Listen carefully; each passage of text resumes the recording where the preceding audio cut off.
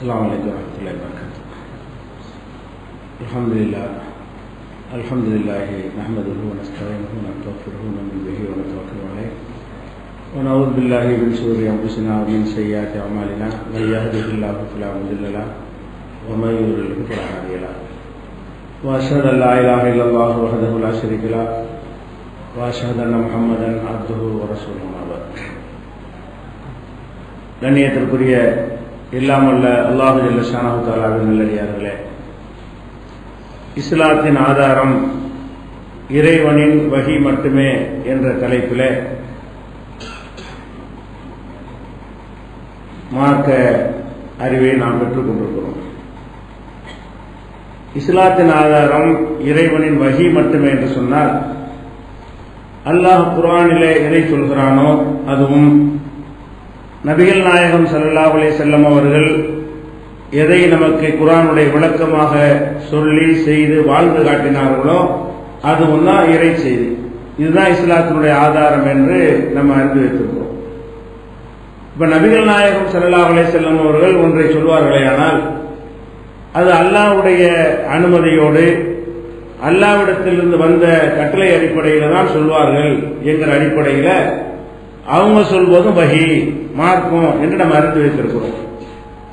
ஆனா இதுலேயும் சில விவரங்களை, உள் விவரங்களை நம்ம தெரிந்து கொள்ள வேண்டும். நபிகள் நாயகம் ஸல்லல்லாஹு அலைஹி வஸல்லம் அவர்கள் அல்லாஹ்வுடைய தூதர் என்ற ஒரு பொறுப்பு அவர்களுக்கு சுமத்தப்படுகிறது. அவர்கள் தூதராக இருந்தாலும் மனிதராகவும் இருந்தார்கள். அவங்க செய்யற எல்லா காரியமுமே தூதர் என்ற அடிப்படையில் செய்தது என்று நம்ம சொல்லக்கூடாது. தூதர் என்ற அடிப்படையில் செய்த காரியங்கள் சில காரியங்கள் தான் இருக்கும். பல காரியங்கள் மனிதர் என்ற முறையில் அவர்கள் செய்த காரியங்களாக இருக்கும். மனிதர் என்ற முறையில் அவர்கள் செய்த காரியங்கள் எல்லாம் மார்க்கம் ஆகாது. தூதர் என்கிற முறையில் செய்வாங்க இல்லையா, அது மட்டும்தான் மார்க்கத்திற்கு ஆதாரம் வஹின்னு சொல்லணும். இதை புரிந்து கொள்வதற்காக வேண்டி ஒவ்வொரு மனிதரை நீங்கள் எடுத்துக்கொண்டாலும் அவர் வகிக்கிற பொறுப்பு இருக்குல்ல, அந்த பொறுப்புக்காக சில காரியங்களை செய்வார். மனிதர் என்கிற முறையில் ஒரு காரியத்தை செய்வார். இப்ப ஒரு நாட்டினுடைய பிரதமர் இருக்கிறார். அவர் பகல் நேரத்தில் வீட்டில் போய் சாப்பிடுறாரு. பிரதமர் என்ற அடிப்படையா சாப்பிட்டாரு? அவர் பிரதமரை இல்லாட்டாலும் சாப்பிடுவார். மனிதர்கிற சாப்பிடுறாரு. இந்த சாப்பிடுதல் என்பது பிரதமருடைய டியூட்டியில உள்ளது கிடையாது. அவர் பிரதமரா இல்லாம இருந்தாலும் சாப்பிடுவாரு, நாளைக்கு பிரதமரா இல்லாம போனாலும் சாப்பிடுவாரு.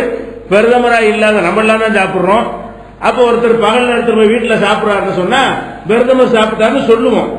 அதுக்கு என்ன அர்த்தம்? பிரதமராக சாப்பிட்டான்னு அர்த்தம் கிடையாது. அவர் மனிதராகத்தான் சாப்பிடுகிறார். பிரதமர் என்கிற அந்த பொறுப்புக்காக அவர் சாப்பிடவில்லை. அதே நேரத்தில் ஒரு அதிபரை, அமெரிக்க அதிபரை பிரதமர் வரவேற்றாருங்கிறோம். இது பிரதமராகத்தான் வரவேற்கிறார். நீங்க நல்லா வரவேற்க முடியாது. ஒரு நாட்டின் அதிபரை இன்னொரு நாட்டுடைய அதிபர் தான் வரவேற்க முடியும். சில ஒப்பந்தங்கள்ல கையெழுத்து போடுறாரு. அந்த கையெழுத்து போடுறாருன்னு சொன்னா பிரதமராக கையெழுத்து போட்டதும் இருக்கும். அவரே சொந்தத்துக்கு ஒரு வீடு வாங்குறாரு, கையெழுத்து போட்டு வாங்குறாரு பிரதமர். அது பிரதமரா வாங்கினதா? இல்ல. அவருடைய சொந்த தேவைக்கு ஒரு வீட்டை வாங்கினார்னு சொன்னா பிரதமர் பங்களா வாங்கினார்னு சொல்லுவாங்க. பிரதமர் வாங்கினாரா அந்த மனிதர் வாங்குறாரா? அந்த மனிதர் தான் வாங்குறாரு. பிரதமர் வாங்கினார் எப்ப சொல்ல முடியும்? நாட்டுக்காக ஏதாவது ஆயுதங்கள் வாங்குறாரு, நாட்டுக்காக பொருட்களை இறக்குமதி பண்றாரு, தேசத்துக்காக ஏதாவது வாங்கி சைன் பண்ணாருன்னு சொன்னா அப்பதான் பிரதமராக கையெழுத்து போடுறாருன்னு அர்த்தம். இந்த மனிதன் போடுற கையெழுத்திலேயே பிரதமராக போடுற கையெழுத்தும் இருக்கிறது, தனி மனிதனாக போடுற கையெழுத்தும் இருக்கிறது. இதே மாதிரி எல்லாத்துக்குமே ஒரு சாதாரண ஒரு சின்ன ஒரு நிறுவனத்தில் ஒரு நடத்தக்கூடியவராக இருந்தால் அந்த நிறுவனத்தில் உரியவர் என்கிற முறையில பேசக்கூடிய பேச்சும் இருக்கிறது, மனிதராக அவர் செயல்படக்கூடிய பேச்சும் இருக்கிறது.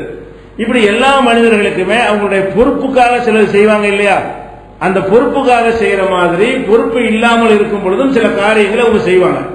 இப்ப தூதர் என்பது என்ன? அது ஒரு பொறுப்பு. அல்லாஹ்வுடைய தூதர் என்பது இயற்கையில உள்ள தன்மையா, பிறக்கும் போதே ஒட்டிக்கிட்டு வந்த ஒரு சுபாவமா? அது இல்ல.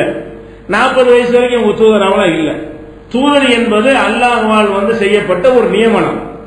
நபிகள் நாயகம் ஸல்லல்லாஹு அலைஹி வஸல்லம் அவர்களை அல்லாஹ் தூதர்னு நியமிக்கிறான்ல, பொறுப்பு நியமிச்ச காரணத்தினால் அல்லாஹ் தேர்ந்து வர்ற செய்தியை நமக்கு கரெக்டா தருவாங்க. அவ்வளவுதான். அல்லாஹ் தேர்ந்து எல்லாத்துக்குமா செய்தி வந்துகிட்டு இருக்கும். எத்தனை மணி காலை சாப்பாடு, எத்தனை மணிக்கு மத்தியான சாப்பாடு, எத்தனை மணிக்கு தூங்கணும், இதெல்லாம வகையில வந்துகிட்டு இருக்கு. இதெல்லாம் அவங்க 40 வயசுக்கு முன்னாடி எப்படி செஞ்சாங்க அப்படி செஞ்சுக்கிடுவாங்க. எத்தனை மணிக்கு அவங்க சாப்பிட்டு பழகினாங்களோ அப்படி சாப்பிட்டுக்குருவாங்க. எத்தனை மணிக்கு படுத்து உறங்கினார்களோ அது மாதிரி உறங்கிக் கொள்வார்கள். அல்லது அவங்களோட உடம்பு டயர்டாகும் போது படுத்து தூங்குவாங்க. இதெல்லாம் வகி டயர்டாகி விட்டு நீ படு அப்படின்லாம் என்ன செய்யாது, வகிலாம் வராது. அப்ப மனிதன் என்கிற முறையில எல்லா மனிதனுக்குமே சில ஆசாபாசங்கள் தேவைகள்லாம் இருக்கும். சரி, அவங்க குடும்ப வாழ்க்கையில ஈடுபடுறாங்க, இதெல்லாம் தூதருங்கிற முறையில் ஈடுபடுறாங்க இல்ல, மனிதருங்கிற முறையில் ஈடுபடுறாங்க. அவங்க ஈடுபடுற மாதிரி தான் எல்லாரும் ஈடுபடுறாங்க. அல்லாஹ்வுடைய தூதர் எப்படி குடும்ப வாழ்க்கையில் ஈடுபடுகிறார்களோ அதே மாதிரி தான் எல்லா மனிதர்களுக்கும் குடும்ப வாழ்க்கை ஒன்று தேவையாக இருக்கிறது. அதே மாதிரி உண்ணுவது, பருகுவது, மலஜலம் கழிப்பது, இது மாதிரியான பல காரியங்கள் தூதர் என்கிற முறையிலையும் செய்யக்கூடிய காரியங்களும் இருக்கும்.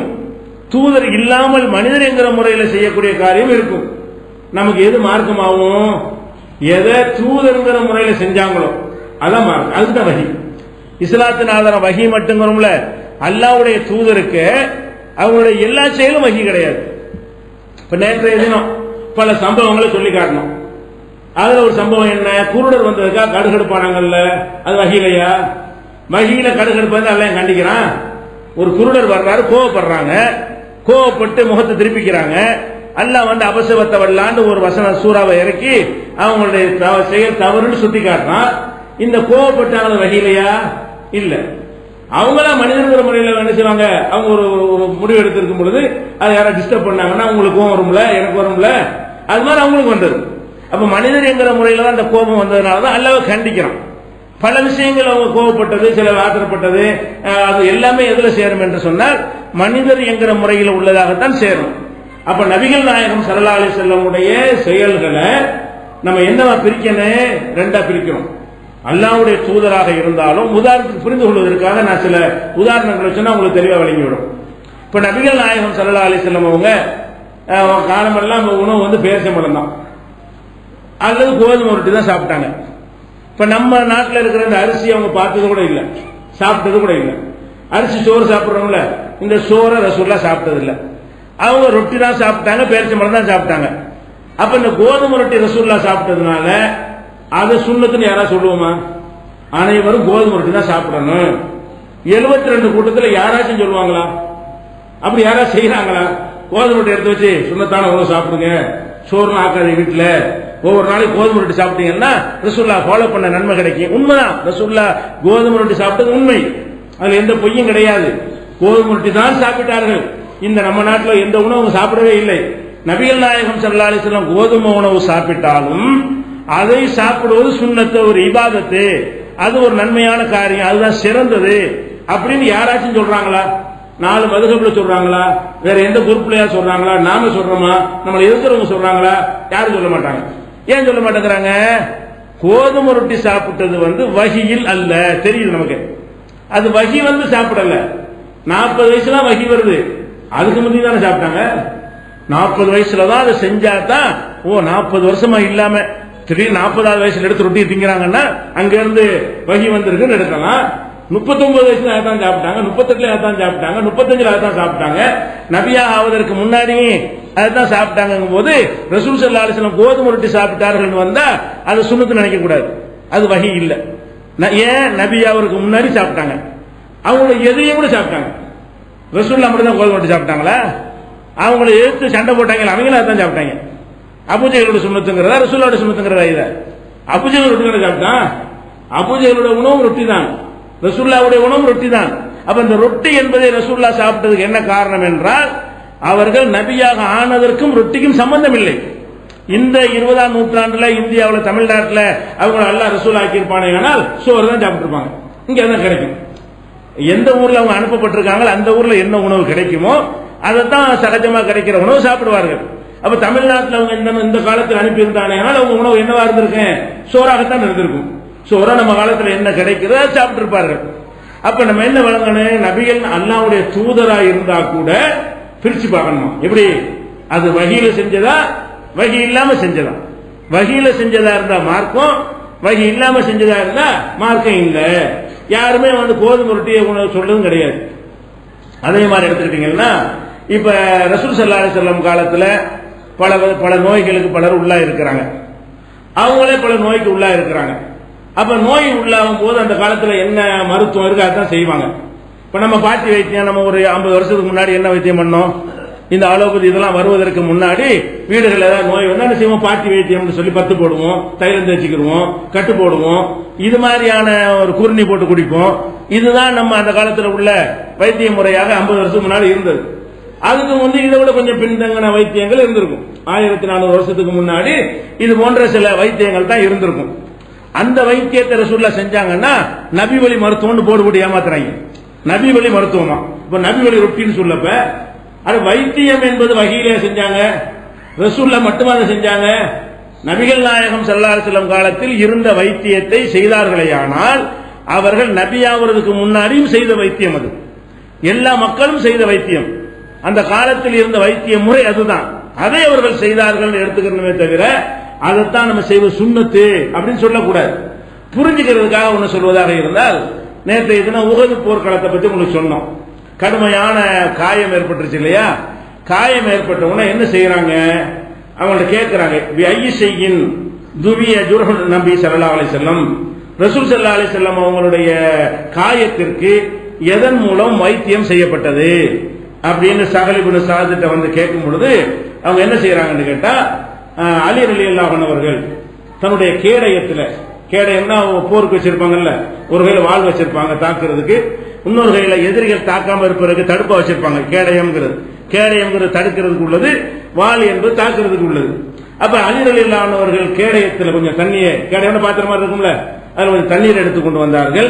ஃபாத்திமா ரலியல்லாஹு அன்ஹா தண்ணியை வச்சு அந்த ரத்தக்கரையெல்லாம் கழுவி விட்டார்கள். கழுவுன உடனே ஒரு பாய், கோரை பாய், ஈச்சம்பாய் இருக்குல்ல, அந்த பாய் ஒன்று எடுத்து அதை எரிச்சு சாம்பலாக்கி அந்த சாம்பல் எடுத்து அப்படியே அந்த காயப்பட்ட இடத்துல பூசின உடனே ரத்தம் நின்றுச்சு, ரத்தம் ஓடியது நின்றது. இப்படின்னு சொல்லி புகாரியில 200 நிறைய இடத்துல இருக்கிறது, புரிஞ்சுக்கிறது 243 உதாரணத்துக்காக. அப்ப புகாரியில 243வது ஹதீஸ்ல என்ன இருக்கிறது? ஒரு காயம் ஏற்பட்டால் அதுக்கு செய்யற வைத்தியம் என்ன? சாம்பலை பூசிக்கொள்வது இருக்கிறது. இன்னைக்கு ஒரு ஆக்சிடென்ட் ஆனா சாம்பல் பூச முடியுமா? சாம்பல் பூசுற நல்ல வைத்தியமா? ஒண்ணும் இல்லாதது பரவாயில்ல.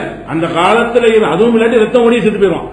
அந்த காலத்துல இதை கூட செய்யலாம், ரத்தத்தை தடுக்கவில்லை என்று சொன்னால் ஆள் இன்னும் சீக்கிரம் போயிருவாங்க.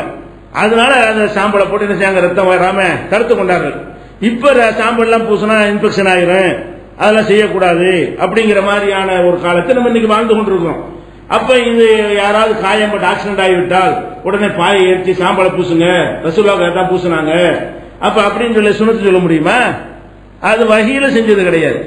இந்த வைத்தியம் எல்லாம் இது ரசூலுல்லாஹ் அவங்க ஆக்கப்படாட்டால் செஞ்சிருப்பாங்க. இறை தூதர் ஆக்கப்படலன்னு வைங்க, வேற ஏதோ ஒரு காரணத்தினால காயம் வந்துருச்சுன்னு வைங்க, அப்ப இதை செஞ்சிருப்பாங்க. அப்ப இறை தூதருங்கிற முறையில செஞ்ச விஷயங்கள் பிரிச்சு பார்க்கணும். நமக்கே தெரியும் இறை தூதருங்கிற முறையில் செய்யறாரா, இறை தூதர் அல்லாத முறையில் செய்யறாரா, அது நமக்கே தெரியும். ஒரு வீட்டில் ஒரு நாட்டினுடைய முதலமைச்சரா இருக்காரு, அவர் வீட்டுக்கு வர்றாரு, மனைவி சோறு வைக்கிறாரு, அது முதல்வர் வகையில சொல்றாரா, கணவர் சொல்றாரா? கணவர் சொல்றாரு. அவர் முதல்வரா இருக்கலாம், முதல்வரா இருந்தாலும் என்ன செய்யறாரு, சோத்தை வைக்கிறாங்க வீட்டுல வந்து சோறு வைக்க சொன்னா எந்த அடிப்படையில்? தமிழ்நாட்டு முதலமைச்சர் அடிப்படையிலையா?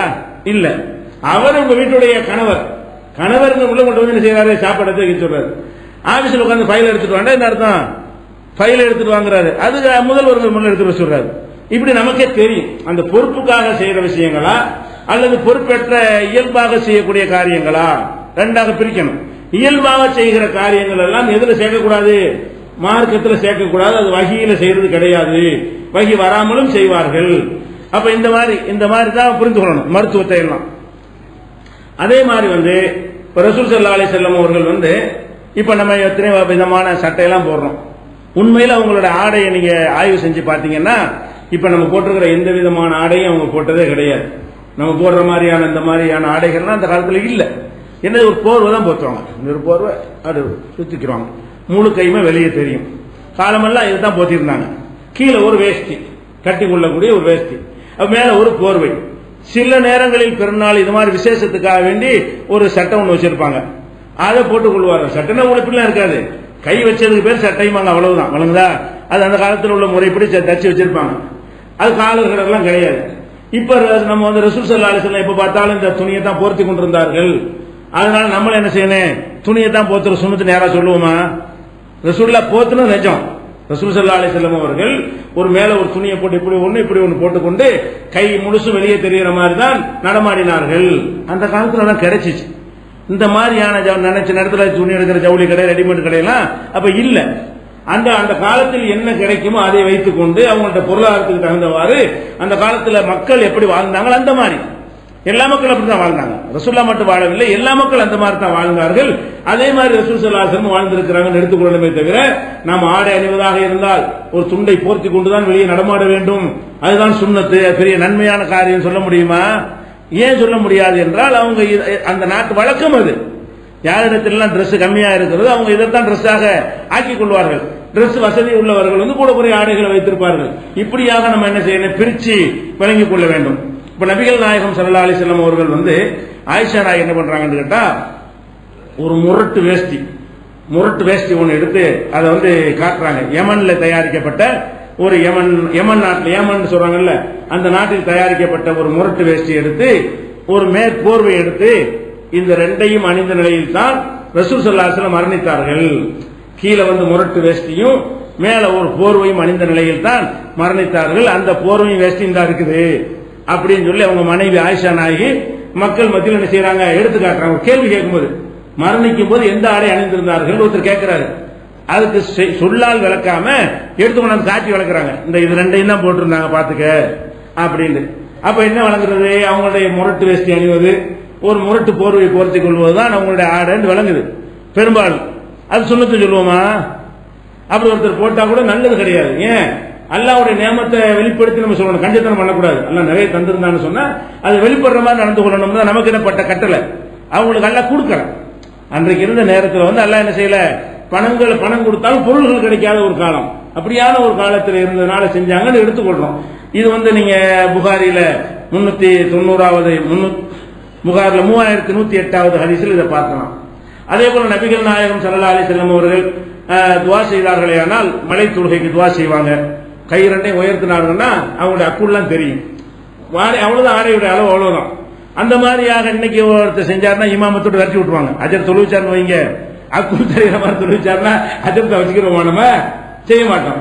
அது சுன்னத்து நம்ம சொல்றது இல்லையே. ரசூல் ஸல்லல்லாஹு அலைஹி வஸல்லம் செஞ்சது அன்னைக்கு ஆடை பற்றாக்குறையில செஞ்சாங்க. அல்லாஹ் நமக்கு என்ன கட்டளை இடுறான்னா, ஹுது ஸீனத்தக்கும் இந்த குல்லி மஸ்ஜித், ஒவ்வொரு மஸ்ஜிதுக்கு வரும் பொழுது ஜீனத்தான முறையில் வாங்க. இப்ப ஜீனத்தி தான் இந்த மாதிரி போட்டு வர்றது அழகு. இந்த கை தெரிகிற மாதிரி வரக்கூடாது, ரசூலுல்லாஹ் வந்த மாதிரி வரக்கூடாது. ரசூல் ஸல்லல்லாஹு அலைஹி வஸல்லம் இப்ப இருந்தாலும் இப்படி வரமாட்டாங்க. எப்படி அன்னைக்கு வந்தாங்கல்ல கை மணி தெரிகிற மாதிரி வரமாட்டாங்க. அன்னைக்கு உள்ள ஜீனத், அன்னைக்கு என்ன கிடைச்சிச்சோ அது அன்னைக்கு ஜீனத். இன்னைக்கு ஜீனத்தை கூடி போய் விட்டது. அந்த ஜீனத்தோட நீங்க பள்ளியாசலுக்கு வரணும் நல்லா கட்டளை இடுறான். அதனால ரசூல் ஸல்லல்லாஹு அலைஹி வஸல்லம் செஞ்சு இருந்தும் கூட அது சுன்னத்தாக மாட்டேங்குது. பார்த்தீங்களா? இது புகாரில 390வது ஹதீஸ்ல நீங்க பார்க்கலாம். அதே மாதிரி 1031வது ஹதீஸ்ல பார்க்கலாம். இப்ப நம்ம சாப்பிடுறோம்னா பிளேட்ல தட்டில் போட்டு தானே சாப்பிடுறோம். ரசூல் ஸல்லல்லாஹு அலைஹி வஸல்லம் ஒரு நாளும் தட்டில் சாப்பிட்டது கிடையாது. ரசூல் ஸல்லல்லாஹு அலைஹி வஸல்லம் சாப்பிட்டாங்கல்ல, ஏதாச்சும் ஒரு அலுமினிய தட்டு, ஒரு பித்தளை தட்டு, ஒரு ஏதாவது பிளாஸ்டிக் அந்த காலத்தில் கிடையாதா? ஏதோ ஒரு வகையில தட்டு இருக்கும்ல, ஒரு தட்டுல சாப்பிட்டு இருக்கணுமா இல்லையா? ரசூல் ஸல்லல்லாஹு அலைஹி வஸல்லம் தட்டுல சாப்பிட்டது கிடையாது. வேற என்ன சாப்பிடுவாங்க, ஒரு துண்டை விரிச்சு போட்டு அதுல அது ரொட்டியை போட்டு, அந்த அது சால்னாலும் கிடையாதுல்ல. நம்ம நாட்டில் சோத்திர போய் கரைச்சி சாப்பிட முடியுமா? ரொட்டியை வச்சு சால்னா ஊத்துற என்ன ஆகும், அந்த துணி வீணா போயிடும். ஒரு துணியை விரிப்பார்கள், அதுல ரொட்டியை போடுவார்கள், எடுத்து சால்னா தனியா இருக்கு தொட்டு சாப்பிட்டுக்குவாங்க. அதுக்கு ஒரு துண்டு போதும், அதுக்கு ஒரு துணி போதும். அப்ப ரசூல் ஸல்லல்லாஹு அலைஹி வஸல்லம் அவர்கள் ஒரு துணியில சுப்ரான்னு சொல்லக்கூடிய ஒரு துணியில தான் விரித்து நினைச்சிருக்கிறாங்க, சாப்பிட்டு இருக்கிறாங்க. இதை விளங்காம சில ஆளுக்கு சுப்ரான்னு தனியா சாப்பாட்டுக்கு இப்ப தட்டு வச்சு அது கீழே துண்டு விரிச்சு அது சுப்ராங்கிறது, சுப்ரான் அதுல போட்டு சாப்பிடுறது. ரசூல் ஸல்லல்லாஹு அலைஹி வஸல்லம் சுப்ரான் வச்சிருந்தாங்க, அது எதுக்கு உள்ளதுன்னு கேட்டா அதுலயே சாப்பிடுவாங்க. சாப்பிடுறதுக்குரிய பாத்திரம் அதுதான், இன்னொரு பாத்திரம் எக்ஸ்ட்ராவா இருக்காது. அப்ப நபி ஸல்லல்லாஹு அலைஹி வஸல்லம் என்ன செஞ்சாங்க, சுப்ராவில் தான் சாப்பிட்டார்கள் சொல்லி தெளிவான ஹதீஸ் என்ன இருக்கு, அல சுப்ரின்னு வருது. இது புகாரில 5386ல இருக்கிறது. இப்ப நம்ம சாப்பிடும்போது அனைவரும் உங்களுடைய போர்வை விரித்து அதில் கொட்டி சாப்பிடுங்கன்னு சொல்ல முடியுமா? ரசூலுல்லாஹ் சாப்பிட்டு சாருதான், ஆனா ரொட்டியை கூட சாப்பிடணும்னு சொல்ல முடியுமா? ரொட்டிங்க அந்த காலத்துல உள்ளது அதான் பாத்திரம்லாம் கிடையாது. பாத்திரங்கள் பெரிய அரிதான ஒரு விஷயமா இருக்கும். மண்ணில் செஞ்சுக்கிறாங்க ஒரு பாத்திரம், அது உடைஞ்சு போயிடும். பாத்திரங்களை பயன்படுத்த யோசிப்பாங்க. அது மாதிரியான ஒரு காலம். அந்த காலத்துல என்ன துணியில போட்டு சாப்பிட்டு இருந்தாங்கன்னா அது அந்த காலத்துல முடியும். இந்த காலம் யூஸ் அண்ட் த்ரோ காலம் வாழ்ந்துட்டு இருக்கோம். கழுவுற தண்ணி கணக்கு பண்ணோம்னா தூக்கி போட்டு ஈஸியா இருக்குது. தண்ணி கூலிக்கு ஆள் பிடிக்கிறது, பாத்திரங்கள் ஆள் பிடிக்கிறதுலாம் கணக்கு பண்ணீங்கன்னா கழுவிட்டு தூக்கி போடுற பாத்திரம் இருக்குல்ல, அது கணக்கு பார்த்து சிக்கனமானது. நீங்க பாத்திரத்தை வாங்கி அது கழுவுறதுக்கு மீன் போடுற போட்டு ஆள் கூலிக்கு ஆளை போட்டு தண்ணி திறந்து விட்டு இவ்வளவு கணக்கு பண்ணி பாத்தீங்கன்னா சாப்பிட்டோமா தட்டத்துக்கு எரிஞ்சோமா அப்படி போனோம்னு சொன்னா செலவு வேற கம்மியா இருக்கு. பார்த்தா அதிக செலவு மாதிரி தெரியும். துல்லியமா கணக்கு பண்ணோம்னு சொன்னா இதுல செலவு குறைவாக இருக்கும். அப்ப அந்த மாதிரி ஒரு காலத்துல செஞ்சா தப்பாது. நீ சுப்ராவில் சாப்பிட்டு சொல்ல முடியுமா? அப்ப நபிகள் நாயகம் ஸல்லல்லாஹு அலைஹி வஸல்லம் இந்த செயல்களை கூட நம்ம எப்படி பிரிக்கிறோம்? ரெண்டு விதமா பிரிக்கிறோம். ரசூலுல்லாஹ் துணியில போட்டு தான் சாப்பிட்டு இருந்தாலும் அது சுன்னத்து இல்லை. அது ரசூலாக இல்லாட்டாலும் அவங்க சாப்பிட்டு இருப்பார்கள். அந்த மக்களுடைய வழக்கம் அதுதான். அந்த காலத்தில் இருந்த சாப்பாட்டு முறை அதுதான். அதனால சாப்பிட்டார்கள் எடுத்துக்கொள்வோமே தவிர அது வகியில சாப்பிட்டார்கள் எடுத்துக்கல. வகி தொடர்பு உள்ள ஒரு தூதர் அவங்க செயலை பிரிக்கிறோம். இது வகி, இது வகி இல்லாது. வகியை வராத அளவு எப்படி பின்பற்றுறது? யோசிச்சு பாருங்க. வகி வர்றவருக்கு ரெண்டா பிரிக்கிறோம். அபூ ஹனீஃபாவுக்கு வகி வருமா? வகி வர்றாலே ரெண்டா பிரிக்கிறோமே. அல்லாஹ்வுடைய ரசூலுக்கு வகி வரும். வகி வந்தா கூட இது வகியான்னு பாக்குறோம். ரசூல் ஸல்லல்லாஹு அலைஹி வஸல்லம் செயலை பார்க்கிற ஆதாரம் இருக்குது. இது வகியில் செஞ்சாங்களா வகி இல்லாம செஞ்சாங்களா? இப்படி பிரிச்சு பார்க்கும் பொழுது வகி அறவே சஹாபாக்கள் வகி வருமா? அபூபக்கருக்கு வருமா? உமருக்கு வருமா? உஸ்மானுக்கு வருமா? அலிக்கு வருமா? வேற எந்த சஹாபிக்காவது வருமா? எந்த தாபிக்காவது வருமா? எந்த இமாமுக்காவது வருமா? யாருக்கும் வகி வராது. அப்ப வகியை வராத ஆட்கள் எப்படி ஃபாலோ பண்றது? வகி வர்றவரை ரெண்டா பிரிக்கும் போது யாருக்கு வகி வந்தது அவரை இரண்டாக பிரித்து வகியை தான் ஏத்துக்குருவோம். வகி இல்லாத மார்க்கம் கிடையாது, அதுக்கு சம்பந்தம் இல்லை அப்படி சொல்றோமா இல்லையா? அப்ப நபி ஸல்லல்லாஹு அலைஹி வஸல்லம் ஒட்டகத்துல ஹஜ்ஜுக்கு போனாங்க. எல்லா பயணம் ஒட்டகத்துல தானே. ஒட்டகத்துல போற சுன்னத்துன்னு யாராவது சொல்லுவாங்களா? இன்னைக்கு அவங்க போனது நிஜம். ஒட்டகத்துல போனது பொய்யா? ஆதாரபூர்வமான செய்திதான். ஆனா அது சுன்னத்தானே இல்லைங்கிறோம். ஏன் இல்ல? அவங்க ரசூலுல்லாஹி போனாங்க. அவங்களை எதிர்த்து சண்டைக்கு வந்து அபூ ஜஹல் அந்த ஒட்டகத்துல வந்தான். ரசூலுல்லாஹ் எப்படி ஒட்டகத்துல போனாங்களோ எதிரையும் ஒட்டகத்துல வந்தான். அதனால நபி அவருக்கு முந்தைய ஒட்டகத்துல வந்தாங்க. நபி ஆகாட்டான ஒட்டகத்துல போயிருப்பாங்க. அந்த காலத்துல இருந்த பயணத்துக்குரிய சாதனம் அதானே. இந்த காலத்துல இருந்தாங்கன்னா பிளேட்ல போயிட்டு வந்திருப்பாங்க. எவ்வளவு ஊருக்கு போயிருக்கலாம்.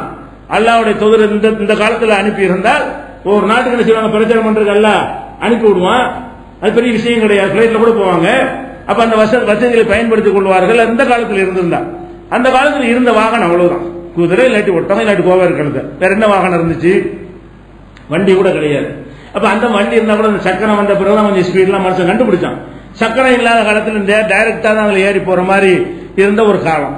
அப்ப நம்ம என்ன வழங்கணும்? இதெல்லாம் சுன்னத்து கிடையாது. ரசூலுல்லாஹ் செஞ்சாங்க, ஆனா வகியில செய்யல. வகி இல்லாம செஞ்சாங்கன்னு பிரிக்கிறோம்ல. இது அடிப்படையான இதுலதான் எல்லாம் நிக்குது. இதை வழங்கிட்டாலேயே மனுஷன் சொல்ல யாரும் கேட்க மாட்டான். அல்லாஹ்வுடைய ரசூலையே நம்ம ரெண்டாக பிரித்து தான் ஏற்றுக்கொள்கிறோம். வகியாக இருந்தால் தான் பின்பற்றுகிறோம். வகியாக இல்லாவிட்டால் அது மார்க்கம் இல்லைன்னு சொல்லுகிறோம். அப்படி இருந்தால் வகியற்றவர்களை எப்படி பின்பற்றுவது? வகி இல்லாதவருடைய சொல்லு செயல்பை மார்க்கமாகும். அவர் சொன்னா இப்படி சுன்னத்தாகும். அவர்கிட்ட வகியே இல்லையே. இப்படி விளங்கி இந்த ஒரு நுணுக்கத்தை விளங்கி கொண்டாலேயே இந்த டாபிக் ரொம்ப தெளிவாகி போயிடும். எந்த சந்தேகம் இல்லாம தெளிவாகி போயிடும். அது ஒண்ணு பார்க்கணும். அதே மாதிரி நபி ஸல்லல்லாஹு அலைஹி வஸல்லம் தலைவாணி வச்சிருந்தாங்க. அவங்க தலையாணி என்ன தலையாணி? தோல்னால ஒரு பை மாதிரி செஞ்சு உள்ளக்கு அந்த வெங்காய சருகு மாதிரி இலதலை எல்லாம் போட்டு அமுக்கி அதை வச்சு படுத்தாங்கன்னு இருக்குது. அப்ப இலதலை அமுக்கி வெங்காயத்தோலை வச்சு படுக்கிறது தான் சொல்ல முடியுமா? சொல்ல முடியாது. ஏன்? அந்த காலத்துல இருந்து அதான் தலாணி பஞ்சு இல்லாம இருந்துச்சு. இந்த மாதிரி நவீனமான முறையில் நூற்பாலைகள்லாம் கிடையாது. இப்படி விலகி கொள்ளுறோம். இது புகாரில் 6456வது ஹதீஸ்ல இருக்கிறது. அதே மாதிரி அவங்க வீட்டுல விளக்கெல்லாம் இருக்காரு. ரசூலுல்லாஹ்வுடைய காலத்துல வீட்டுல விளக்கெரிக்க கூட வசதி கிடையாது. அந்த மாதிரி இருட்டுல தான் வாழ்ந்துருக்கிறாங்க. நம்ம எவ்வளவு பெரிய வெளிச்சம், இத்தனை லைட்டை போட்டு உட்கார்ந்துட்டு இருக்கிறோம். இந்த வெளிச்சத்தை ஒப்பிட்டு பார்த்தா அது சம்பந்தமே இல்லை. அவ்வளவு பெரிய இருட்டுல வாழ்ந்துருக்கிறாங்க அவங்க. அது சுண்ணத்து சொல்ல முடியுமா? இருட்டில் வாழ்வது சுண்ணத்து. வீட்டுல இருட்டுலாம் திங்கணும், இருட்டுலாம் படுக்கணும்னு சொல்ல முடியுமா? ஆனா இருட்டுலாம் ரசூலுல்லாஹ் இருந்தாங்கிற உண்மை. அது கோரப்பாயில படுத்தாங்கிற உண்மை. கைத்து கட்டில படுத்து உடம்பெல்லாம் வரி வரியா விழுந்ததுங்கிறது உண்மை. அதெல்லாம் தூதர்ங்கிற முறையில் செஞ்சதா? அதான் கேள்வி. வகி செஞ்சதா? அல்லாட்ட ஆர்டர் இனிமே கைத்து கட்டில படுந்து ஆர்டர் அப்படி அப்படின்னா ஓகே. அதனால இது ரெண்டாக நம்ம என்ன செய்ய வேண்டும்னா பிரிச்சுக்கிறணும்.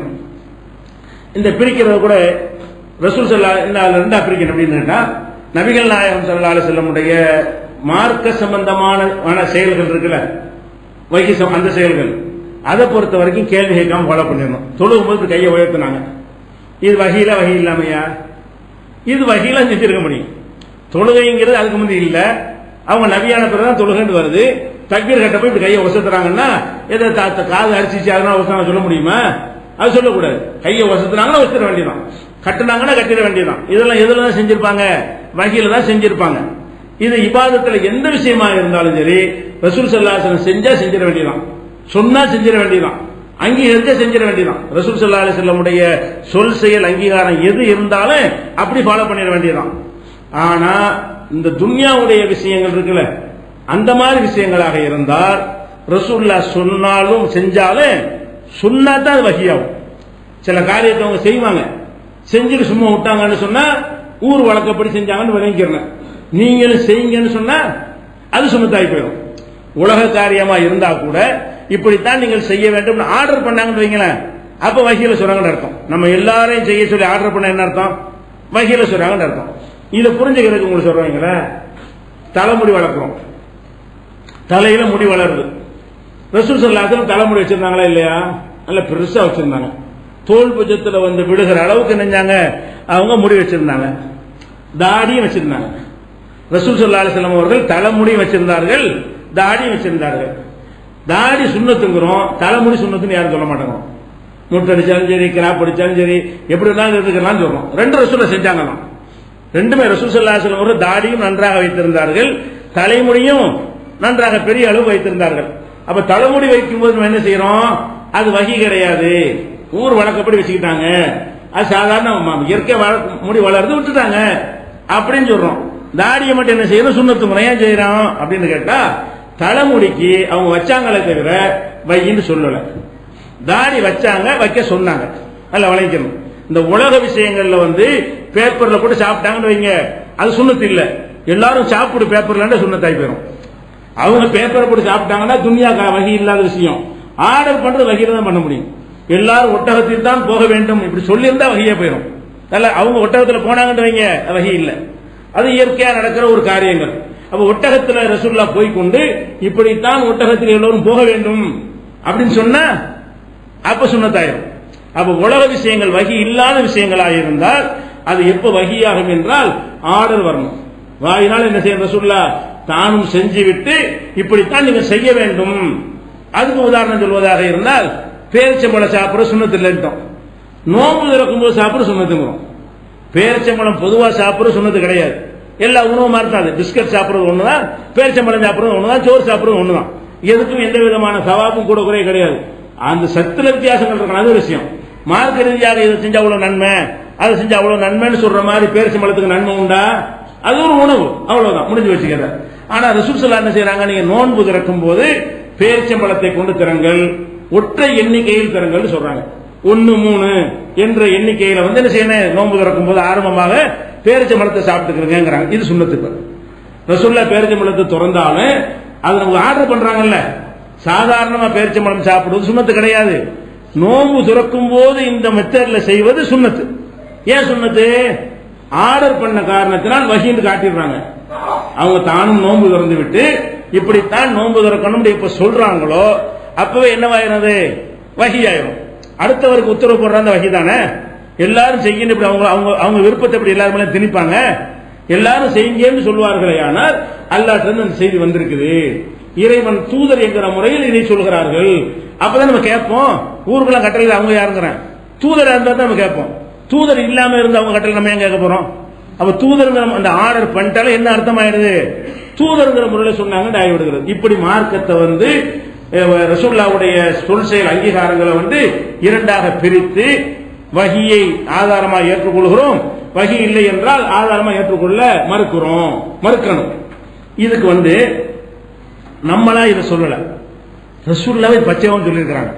இப்ப நான் சொன்ன இந்த செய்திகளை எல்லாம் ஏதோ நானா ஊகிச்சு பெரிய கண்டுபிடிச்சு ஆராய்ச்சி பண்ணி சொல்ல நினைக்க கூடாது. இதை யார் சொன்னா? ரசூல் ஸல்லல்லாஹு அலைஹி வஸல்லம் அவர்கள் தங்களுடைய வாயினாலே தெள்ள தெளிவான வார்த்தைகளால் சொல்கிறார்கள். எப்படி சொல்றாங்கன்னு கேட்டா, மதீனாவுக்கு வர்றாங்க. வரும்பொழுது அந்த மதீனாவுல மக்கள் விவசாயம் பண்றாங்கல்ல, பேரிச்ச மரம் அந்த நாட்டுடைய விவசாயம்.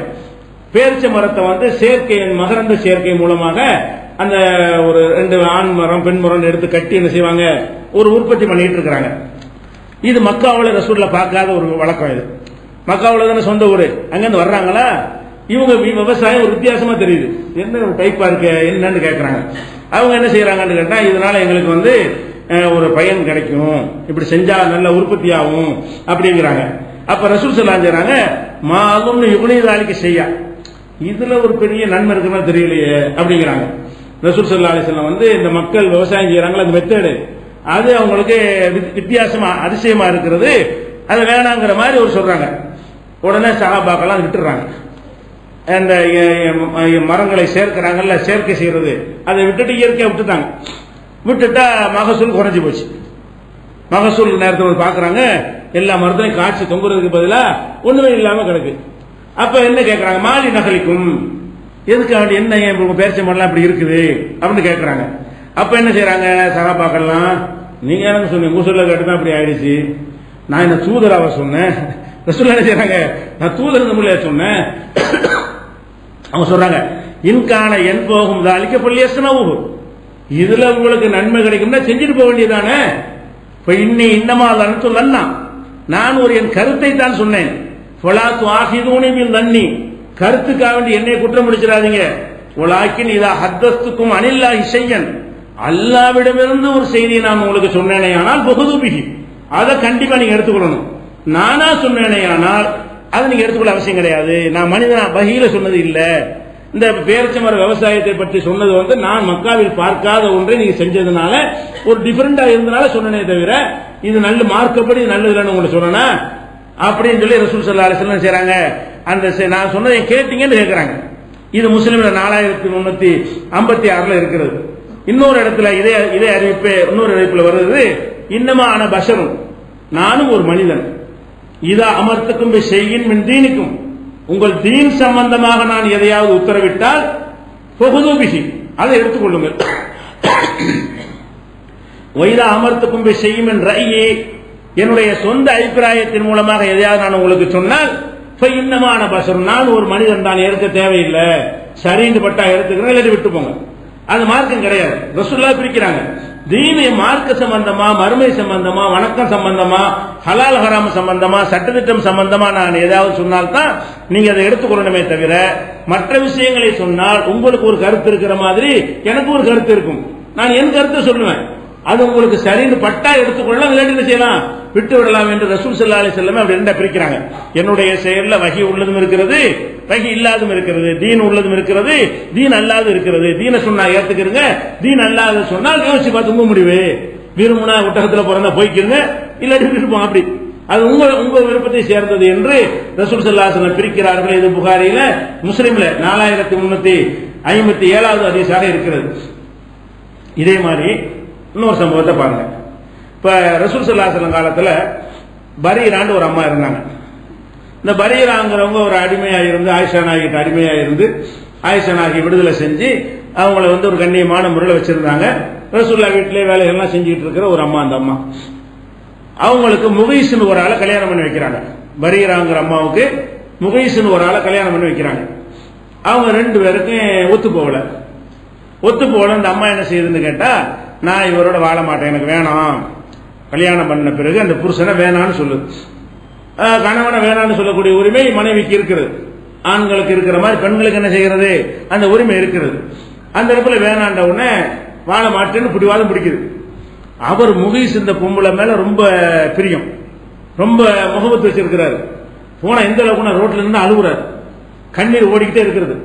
பாக்குறவங்கள பரிதாபப்படுறாங்க, என்னடா இந்த அம்மா என்னை விட்டு போச்சு, வாழ மாட்டேங்குது இப்படின்னு சொல்லிட்டு என்ன செய்யறாரு, அவ்வளவுக்கு நேசத்தை வச்சிருக்கிறார் அவரு. இந்த அம்மா அவ்வளவு வெறுப்பு வச்சிருக்க அவர் மேல. இப்படியான ஒரு பஞ்சாயத்து நடக்குது ரசூல் ஸல்லல்லாஹு அலைஹி வஸல்லம் காலத்துல. அப்ப என்ன செய்யறாங்கன்னு கேட்டா, அப்பாஸ் வந்து சொல்றாங்க ரசூலுல்லாஹ்ட்ட, இந்த மாதிரி பாவமா இருக்குது, இந்த அம்மா வாழ மாட்டேங்குது, அந்த ஆள் பார்த்தா பாவமா இருக்குது, ஏதாவது அறிவுரை சொல்லுங்க அப்படின்னு சொல்லிட்டு சொன்ன உடனே ரசூல் ஸல்லல்லாஹு என்ன செய்யறாங்கன்னு கேட்டா, பரீராவை கூப்பிட்டு, பரீரா இத்தனைக்கு ரசூலுல்லாஹ்வுடைய உம்மத்தை சேர்ந்தவங்க, ரசூலுல்லாஹ்வுடைய மனைவியால் தான் விடுதலை செய்யப்பட்டிருக்கிறாங்க ஆயிஷா நாயகிட்ட, வீட்டுல பழக்கமா உள்ளவங்க. அப்படி இருந்து ரசூலுல்லாஹ் என்ன செய்யறாங்கன்னு கேட்டா, லவ் ராஜேட்டிஹி, நீ அவரோட சேர்ந்து வாழலாம்ல, இந்த மாதிரி செய்யறிய, அவரோட சேர்ந்து வாழு அப்படின்னு சொல்றாங்க. இப்ப ரசூலுல்லாஹ் சொன்னோன்னே இந்த பரீரா நுணுக்கமா கேட்கறாங்க, இது மார்க்க கட்டளையா உங்க சொந்த ஆலோசனையான்னு கேட்கறாங்க. எப்படி கேட்கறாங்க? நம்ம எப்படி கேட்கறாங்க? இது மார்க்கப்படி நான் சேர்ந்து வாழ்வதுதான் சட்டமா, அல்லது நீங்களா ஒரு இறக்கப்பட்டு ஒரு ஆலோசனை சொல்றீங்களான்னு இப்படி கேட்கிறாங்க அம்மா. அப்ப ரசூலுல்லாஹ் செய்யறாங்க, இன்னமா அஸ்பவு, இல்ல நான் ஒரு ரெக்கமெண்ட் தான் பண்றேன், உனக்கு மார்க்க சட்டப்படி நீ பிரிஞ்சுக்கிற உரிமை இருக்குது, அல்லாஹ்வுடைய சட்டத்தில் உனக்கு பெரிய உரிமை இருக்கிறது, கட்டாயப்படுத்தி உன்னை சேர சொல்லி நான் ஆர்டர் பண்ண முடியாது, ஏன்னா அல்லாஹ் கொடுத்த உரிமை அது. நான் சொல்வது என்ன, ஒரு ரெக்கமெண்ட் பரிந்துரை செய்யறேன், பாவமா இருக்குல்ல அதுக்காக நான் சொல்றேன் அப்படிங்கிறார் ரசூலுல்லாஹ் சொல்றாங்க. அப்ப அந்த அம்மா சொல்லுது, லா ஹாஜத்தலி ஃபீ, எனக்கு ஒரு வேணான்றது, கட்டளைன்னு சொல்லி இப்ப சேர்ந்துக்கிறேன், அதுதான் வஹீல வர்ற கட்டளை, அதுதான் மார்க்க சட்டம் சொல்லுங்க, இப்ப நான் சேர்ந்துக்கிறேன். மார்க்கத்தில் அப்படி அவசியம் இல்லை, எனக்கு அந்த உரிமை இருக்குது என்று சொன்னால் நீங்க ரெக்கமெண்ட் பண்ண நான் ஏத்துக்கிற மாட்டேங்குது. ரசூலுல்லாஹ்க்கு நேருக்கு நேரங்க ரசூல் ஸல்லல்லாஹு அலைஹி வஸல்லம் சொல்லும் போது கூட உங்க சொல்ல கேட்க பிரிச்சு கேட்டுக்கிட்டு அழகா விவரமா இருக்குது, விவரத்தை பிரிச்சு கேட்டுக்கொண்டு நீங்க ரசூலுங்கிற முறையை சொல்றீங்களா அல்லது சும்மா இறக்கப்பட்டு பரிந்துரை பண்றீங்களா? ரசூல் முறையில சொன்னால் கண்டிப்பா நான் ஏத்தாவன சட்டம் அதுவாயும். ஒரு மனைவி புருஷனோட பிரியவே கூடாது, சேர்ந்துதான் ஆகணுங்கிற சட்டம் வந்துடும். அந்த மாதிரி அர்த்தத்தில் நீங்க சொல்றீங்களா வேற மாதிரி சொல்றீங்களான்னு கேக்குது. அப்ப ரசூலுல்லாஹ் என்ன செய்யறாங்க, யாருக்கு என்ன கேள்வி கேட்கணும்னு கேட்கல, அந்த அந்த அம்மாவுடைய அந்த நுணுக்கத்தை அவங்க ரசிச்சுதானே பதில் சொல்றாங்க. இன்னமா நான் அஸ்பவு, இல்லம்மா நான் உத்தரவு உனக்கு போடல, நான் வெறுமனே ரெக்கமெண்ட் பண்றேன், பரிந்துரை செய்யறேன். அப்ப அந்த அம்மா என்ன சொல்ல, ஹாஜத்தலி ஃபீஹி, எனக்கு அவர் வேணான்றது. இப்ப என்ன மேட்ரு, ரசூல் ஸல்லல்லாஹு அலைஹி வஸல்லம் முகத்துக்கு நேர நீங்க சொல்ல கேட்க மாட்டேங்குது. அப்ப இது ஹதீஸ மறுத்த அம்மாவா? இது ரசூலுல்லாஹ்வுடைய சுன்னத்தை பேணாத ஒரு அம்மாவா? வஹிய நிராகரிச்ச அம்மாவா இந்த அம்மா? இல்ல. ரசூலுல்லாஹ் இதுக்காண்டி கண்டிச்சாங்களா? நான் சொல்றேன்னு கேட்க மாட்டியான்னு சொன்னாங்களா? கரெக்டா சொல்லுங்க அந்த அம்மா, சரிதானே? நம்ம பரிந்துரை செய்யறதுக்கு அவசியம் இருக்குது, நம்ம சாதாரண சொல்லத்தானே செய்வோம், ரெண்டு பேரும் சண்டை போட்டு தானே சேர்ந்து வாழுங்கப்பான்னு சும்மா சொல்லுவோம். அப்ப அவர் கேட்பார், சட்டத்தில் அப்படி இருக்காண்டு, சட்டமா இல்லப்ப உனக்கு உரிமை இருக்கு, அப்பவுடைய வேலையை பார்த்துட்டு சட்டத்துக்கு நான் கட்டுப்படும் நீங்க நான் ஏன் கேட்க அப்படி சொல்றோம்ல, இந்த ரேஞ்சில் வச்சு ரசூலுல்லாஹ் அம்மா கேட்குது. இப்ப நம்ம என்ன பார்க்கிறோம், நபிகள் நாயகம் ஸல்லல்லாஹு அலைஹி வஸல்லம் உருவாக்கின இந்த சமுதாயத்தில் எல்லாருமே இது விளங்கி வச்சிருந்திருக்காங்க. எப்படி எப்படி உருவாக்கி இருக்கிறாங்க? ரசூல் ஸல்லல்லாஹு அலைஹி வஸல்லம் அந்த செயல்களை சொல்லும் போது அது வஹீல சொல்றாங்களா வஹீ இல்லாம சொல்றாங்களான்னு தெரிஞ்ச விஷயத்தை கரெக்டா புரிஞ்சுக்கிறாங்க. சிலது நுணுக்கமா இருக்கும், இது வஹீல சொல்றாங்களா வஹீ இல்லாம டவுட் இருக்கும், டவுட்னா கேட்டு கிளியர் பண்ணிடுறாங்க. இது வஹீல் சொன்னது அல்ல, உன் புருஷனோட சேர்ந்துக்க என்று சொல்வது என் சொந்த கருத்து, வஹீல சொன்னது மார்க்க சட்டம் இல்லை அப்படின்னு சொன்ன உடனே வேணான்ட்டாங்க. இது நீங்க புகாரியில 5283வது ஹதீஸில் பார்க்கலாம். அப்ப நம்ம என்ன இதுல இருந்து வழங்குகிறோம், நபிகள் நாயகம் ஸல்லல்லாஹு அலைஹி வஸல்லம் அவங்களுடைய சொற்களை நுணுக்கமான விஷயங்களா இருந்தா கூட இது வஹியா சும்மா செஞ்சாங்களான்னு பிரிச்சு பார்க்கணும். வஹி என்று சொன்னா மட்டும்தான் அது மார்க்கமா ஆகும். இஸ்லாத்தின் ஆதாரம் வஹிதான் என்பதை இந்த அம்மா எப்படி புரிஞ்சிருக்கு பாருங்க. இஸ்லாத்தின் ஆதாரம் ரசூலுடைய தனி வாழ்க்கையும் இல்லைன்னு விளங்கியிருக்கு. இந்த அம்மா எப்படி விளங்கியிருக்குது, இஸ்லாத்தின் ஆதாரம் வஹிதானே தவிர அந்த வஹியை கொண்டு வந்த ரசூலுடைய தனிப்பட்ட கருத்து கூட அல்ல, அது கூட இஸ்லாத்தின் ஆதாரம் இல்லைன்னு நம்ம விளங்கியிருக்கா இல்லையா?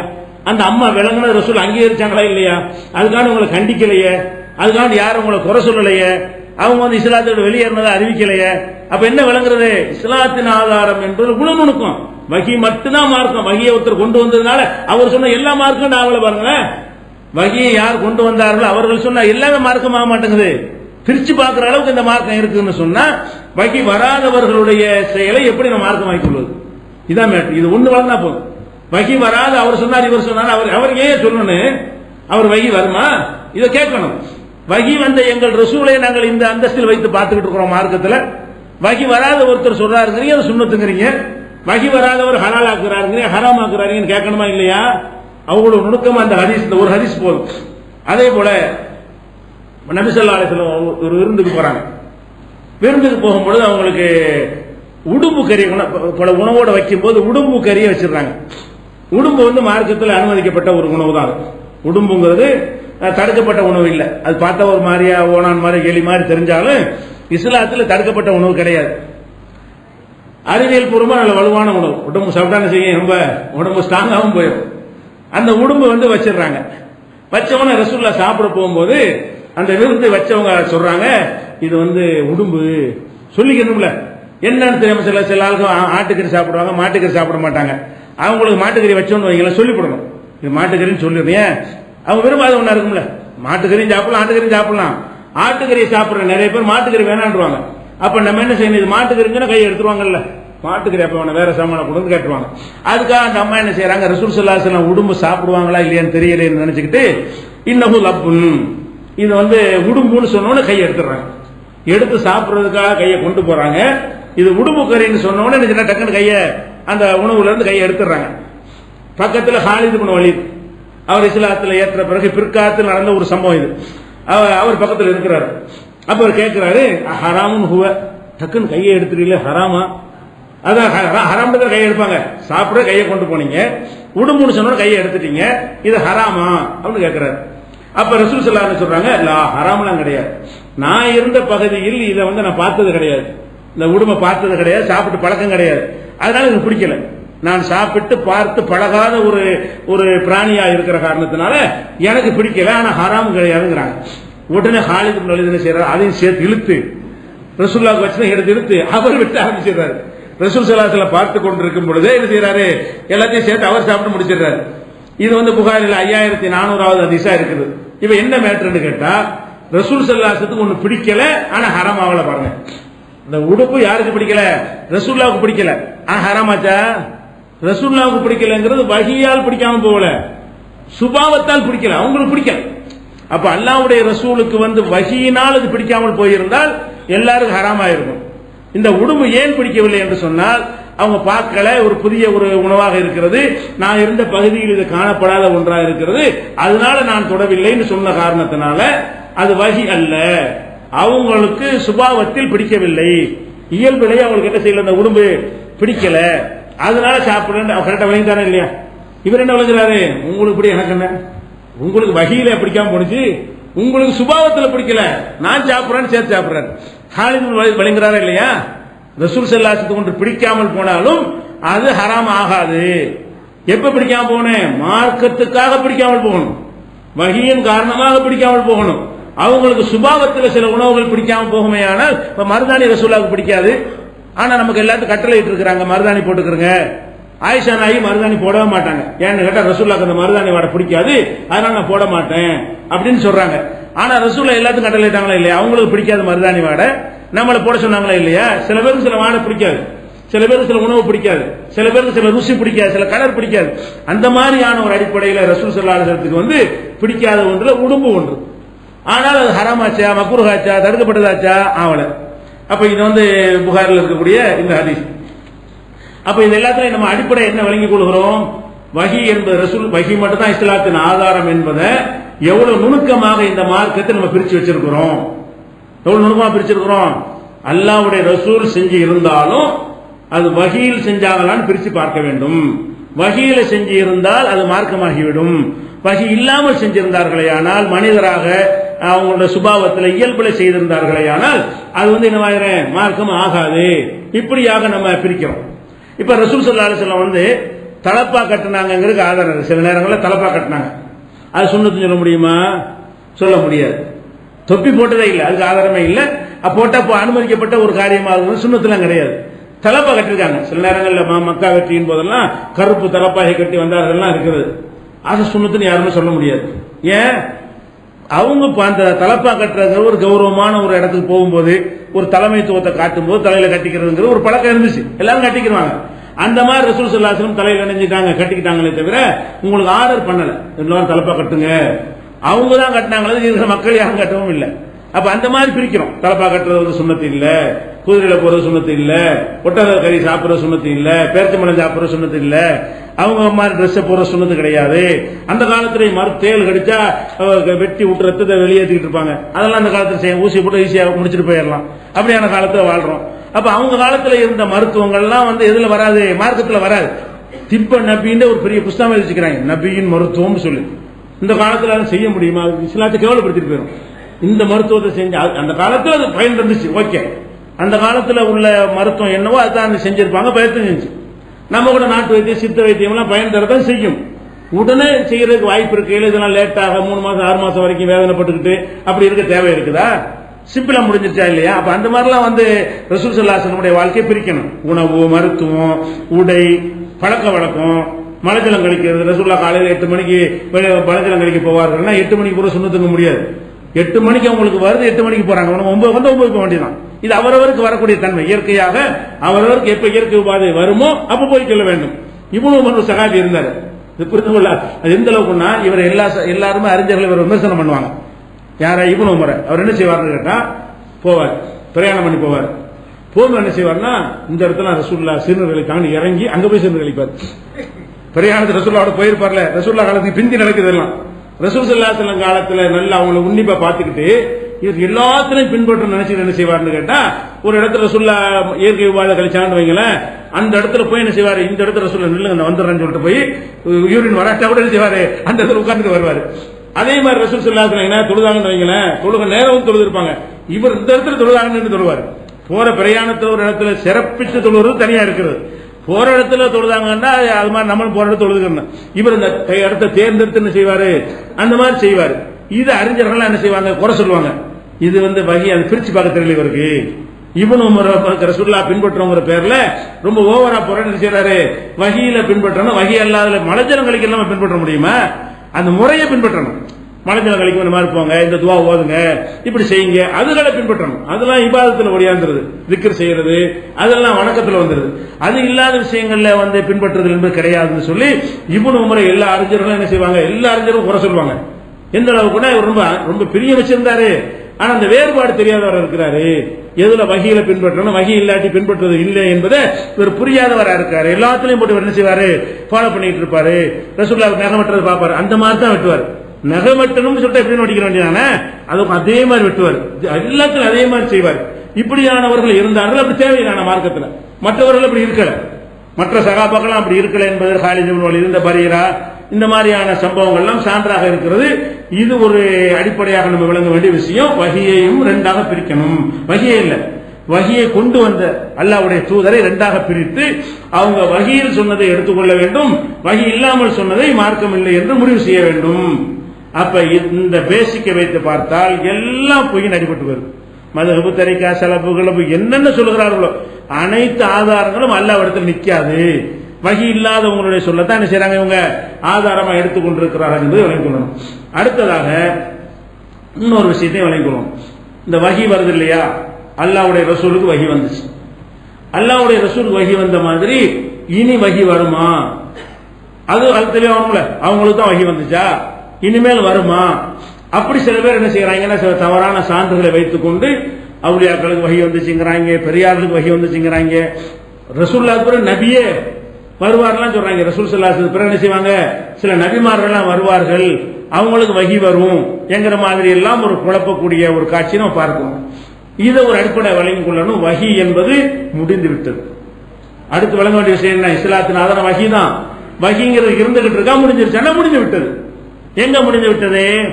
கடைசி ஹஜ்ஜில வச்சு எல்லாம் முடிச்சுட்டான். அல் யௌம அக்மல்து லக்கும் தீனக்கும், இன்றோடு உங்கள் மார்க்கத்தை நான் முழுமையாக்கிட்டேன்.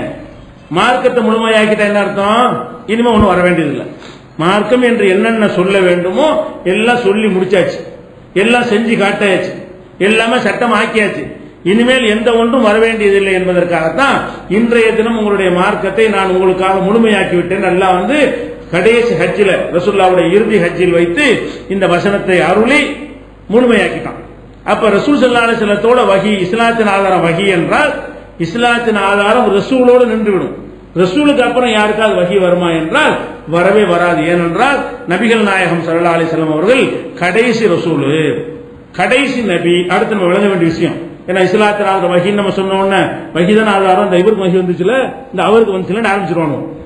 எதை வழங்கிக்கிறேன், வகி வராதுங்கிறதுல தெளிவா இருக்கணும். வகி என்பது அதோட முடிஞ்சு இனிமேல் யாருக்கும் வரவே வராது.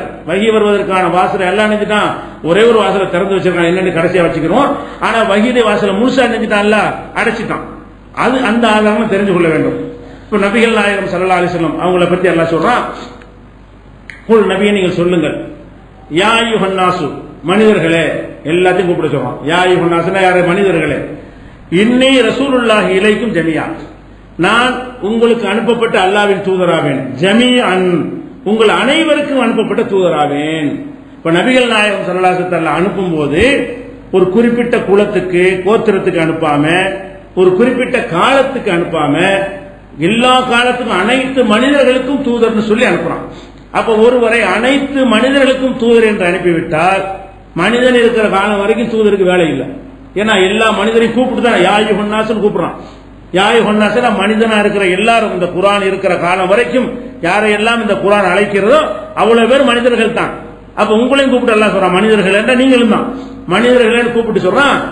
ரசூலுல்லாஹ் சொல்றான் எப்படி, இன்னி ரசூலுல்லாஹி இலைக்கும் ஜமீஆ, நான் அல்லாஹ்வினால் அனுப்பப்பட்ட தூதர் உங்கள் அனைவருக்கும், மனித குலம் அனைவருக்கும் தூதராக அனுப்பப்பட்டிருக்கிறேன். மூசா நபி அனுப்பப்பட்டாங்கன்னா அவங்க நமக்கு அனுப்பப்படவே இல்லை. அவங்களுடைய எந்த போதனை நமக்கு இருக்கா? ஈசா நபி போதனை நமக்கு இருக்குதா? அவங்க காலத்தில் வாழ்ந்த மக்களுக்கு சொன்னாங்க, அதோட முடிஞ்சு பினிஷ். அதுக்கு பிறகு தொடர்ச்சி கிடையாது. முகமது ஸல்லல்லாஹு அலைஹி வஸல்லம் அனுப்பப்பட்டு 14 நூற்றாண்டு ஓடுனா கூட அவங்களுடைய தூதுத்துவம் இன்னைக்கு நமக்கு இருக்கிறது. அந்த மாதிரி அல்லாஹ் 7வது அத்தியாயத்தில் 158வது வசனத்தில் சொல்றான், அனைத்து மனிதர்களுக்கும் நான் தூதர் என்று நீ சொல்லிடணும். உங்க ஊர் மக்காவாசிக்கு மட்டும் தூதர் கிடையாது, உன் காலத்து மக்களுக்கு மட்டும் தூதர் கிடையாது, எல்லா மக்களுக்கும் தூதர்னு சொல்லிடுறான் அல்லாஹ். அதே மாதிரி அல்லாஹ் சொல்றான், ஒமா அர்சல்நாக இல்லா காஃபத்தல் லின்னாஸ், நபியே முகமதே உன்னை மனிதகுலம் அத்தனை பேருக்கும் நான் தூதர் அனுப்பி இருக்கிறேன். காஃபத்னா ஒருத்தர் கூட விடாம, காஃபத்தல் லின்னாஸ்னா மனிதகுலம் அனைவருக்கும் உன்னை தூதராக அனுப்பி இருக்கிறேன் அப்படின்னு சொல்லி 34வது அத்தியாயத்துல 28வது வசனத்தில் சொல்றான். அப்ப இந்த 2 வசனம் என்ன சொல்லுது? ரசூல் ஸல்லல்லாஹு அலைஹி வஸல்லம் அவர்கள் உலக மக்களுக்கெல்லாம் தூதர். இன்னைக்கு அவங்க தான் தூதர். இன்னைக்கு அவங்க தான் தூதர். இன்னொருத்தருக்கு வஹி வரப்போகுது. இன்னொருத்தர் தூதர் வந்தா தானே வஹி வரேன், தூதர் தான் வரமாட்டார. தூதர்ங்கிறது அவர், இன்னைக்கும் அவர் தான் தூதர். அவருடைய போதனை தான் இன்னைக்கு நம்ம பின்பற்றி ஆகணும் அப்படின்னு சொன்னால் வஹி முடிந்து விட்டது, வஹி இனி வராது, வஹி எல்லாம் முடித்து வைத்து விட்டாங்க என்பதற்கு இது ஒரு ஆதாரமா இருக்கிறது. அதே மாதிரி அல்லாஹ் என்ன செய்யறான்னு கேட்டா 9வது அத்தியாயத்தில் 33வது வசனத்தில் சொல்கிறான், ஹுவல்லதி அர்ஸல ரசூலஹு பில் ஹுதா வ தீனில் ஹக், அவன்தான் இந்த ரசூலை நேர்வழியை கொண்டும் உண்மையான மார்க்கத்தை கொண்டும் அனுப்பி இருக்கிறான். முஹம்மது ஸல்லல்லாஹு அலைஹி வஸல்லம் அவர்களை நேர்வழியை கொடுத்து தீனுல் ஹக் என்ற உண்மையான மார்க்கத்தை கொடுத்து அனுப்பி இருக்கிறான். எதுக்கு அனுப்பி இருக்கிறான் என்றால் லியுல்ஹிரஹு அலா தீனி குல்லிஹி, உலகத்தில் உள்ள எல்லா தீன்களை விடவும் இது மேலோங்க செய்வதற்காக. எல்லாத்துக்கும் மேல இதுதான் இருக்கும். இன்னொரு தீன் வந்து இன்னொரு ரசூல் வந்தா இன்னொரு தீனா போயிடும், அது வந்தால் அதுக்கு மேல இதுதான் நிற்கும். அப்ப இன்னொரு தீன் வரக்கூடாது என்பதற்கு தான் எல்லா தீன்களை விடவும் மேலோங்க செய்வதற்காக வேண்டி இந்த ரசூலை நான் அனுப்பி இருக்கிறேன். அப்ப முஹம்மது ஸல்லல்லாஹு அலைஹி வஸல்லம் அவர்கள் கடைசி தூதர் என்பதற்கு இந்த 9:33 ஆதாரமாக இருக்கிறது. அதே மாதிரி 33:40 அல்லாஹ் சொல்லி காட்டுகிறான், மாக்கான முஹம்மது அபா அஹதி மின் ரிஜாலிக்கும், முகமது உங்களுடைய எந்த ஆணுக்கும் தந்தையாக இல்லை, வலாக்கின் ரசூலுல்லாஹி அல்லாஹ்வுடைய தூதராக இருக்கிறார்கள், ஹாத்தமன் நபியின் நபிமார்களுக்கு முத்திரையாக இருக்கிறார்கள். முத்திரைனா சீல். சீல் வச்சா என்ன அர்த்தம்? உள்ள ஒண்ணு போடல, போஸ்ட் ஆபீஸ்ல ஒரு கவர்ல ஜாமான சீல் வச்சிருவாங்க, அல்லது ஒரு அரசாங்கத்தில் ஒரு கட்டடத்துக்கு சீல் வச்சுட்டு போயிடுவாங்க. சீல் வச்சா என்ன அர்த்தம்? வெளியில இருந்து ஒரு ஜாமான் உள்ள வரக்கூடாது, உள்ள ஒரு ஜாமான் வெளியே வைக்கக்கூடாது, அதான் சீல்ங்கிறது. முகமது ஸல்லல்லாஹு அலைஹி வஸல்லம் என்ன செய்யறான்னு கேட்டா ஹாத்தமுன் நபியின் நபிமார்களுக்கு முத்திரையாக அனுப்பி இருக்கிறேன். சீல் வச்சுட்டு என்ன அர்த்தம்? ஒண்ணு இனிமே ஒரு ஆள் வர முடியாது, இதுக்குதான் முடிச்சாச்சு காரியம், எல்லா ஃபைல் எழுதி கணக்கு பண்ணி கையெழுத்தெல்லாம் போட்டுக்கிட்டு முடிச்ச பிறகு இனிமேல் அதுல எந்த ஒரு ஒருக்கும் இல்ல அப்படிங்கும் போது சீல் வைப்பாங்க. அந்த மாதிரி முத்திரை வைக்கப்பட்டவராக ரசூல் ஸல்லல்லாஹு அலைஹி வஸல்லம் அவர்களை அல்லாஹ் சொல்லி காட்டுகிறான். நம்ம அடிக்கடி விளங்கி வைத்திருக்கிற ஒரு வசனம், பயான்கள்லாம் சொல்லுவாங்க, உமா அர்ஸல்னாக இல்லா ரஹ்மத்துல் லில் ஆலமீன், அகிலத்திற்கு அருட்கொடையாக உன்னை தூதர் அனுப்பி இருக்கிறோம். அப்ப நபி ஸல்லல்லாஹு அலைஹி வஸல்லம் அவர்கள் அகிலத்துக்கு அவங்க தான் தூதர். அவங்க காலத்துக்கு பிறகு எந்த ஒரு தூதர் வர வேண்டிய அவசியம் இல்லை என்று 21வது அத்தியாயத்தில் 107வது வசனத்தில் சொல்லுகிறான். இன்னும் ஏராளமான ரசூல் ஸல்லல்லாஹு அலைஹி வஸல்லம் தான் கடைசி தூதர். வஹி முடிஞ்சிருச்சு, இஸ்லாத்தினாதான வஹின்னா வஹி வந்துகிட்டே இருக்குன்னு நினைச்சிடக்கூடாது, வஹியுடைய வாசல் அடைபட்டு விட்டது என்பதை இன்னும் தெளிவாக சந்தேகத்துக்கு இடமில்லாமல் அறிந்து கொள்வதற்கு சான்றுகள் இருக்கின்றன. அதை நாளைக்கு பார்க்கலாம்.